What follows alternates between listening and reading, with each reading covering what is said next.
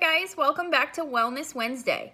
I'm Lindsay from Thrive Yoga and Wellness, and this week we'll be talking about creating a bedtime routine. Last week I talked about the importance of waking up early before the sun and going to bed and being asleep by 10 p.m.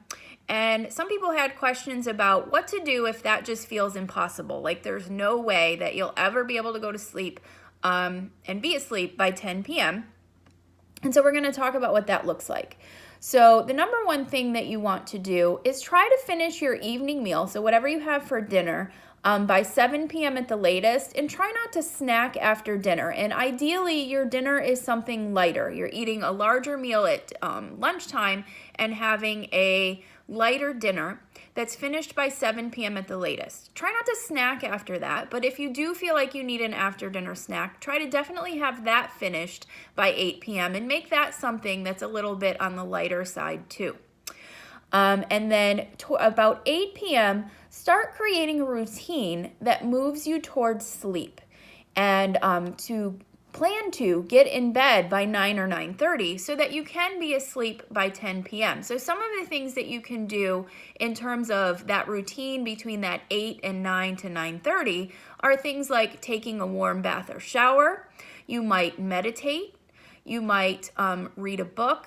And hopefully, and if you're doing that, you're actually reading a book on pages and not like a Kindle screen or things like that. I know that those are super convenient, but the light from the Kindle screen actually keeps the nervous system active. And so you want to try to avoid that.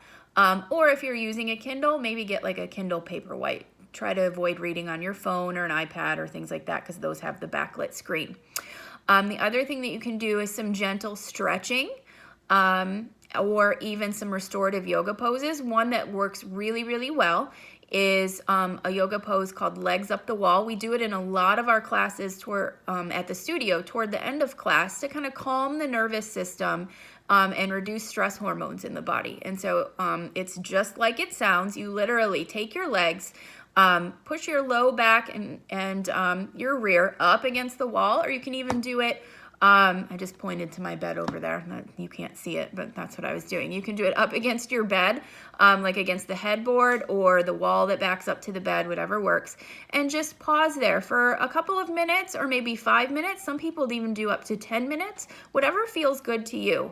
And just as you do that, as you sit in Legs Up the Wall, maybe you connect with the breath and do that deep diaphragmatic breathing for a few breaths, or even do what's called samavriti, same breath, equal inhales and exhales, and that can be counts of 5, 6, 7, 8, 9, or 10.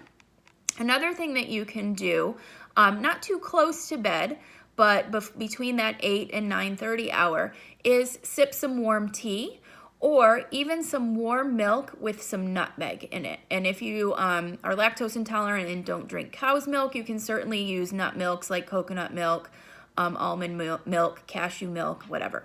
So those are a few things that you can do to start creating a bedtime routine. And the key is consistency. Doing the same things at the same time every day resets your body clock and starts to signal to the body that it's time to move towards sleep.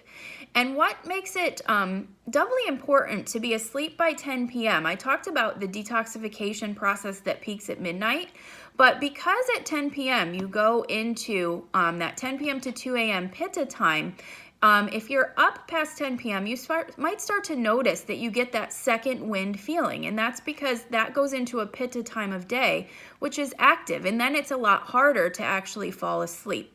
So these have been a few tips to create a bedtime routine. If you have any questions, go ahead and drop them in the comments. Otherwise, I'll meet you back here next week for more Wellness Wednesday. Have a great week, guys.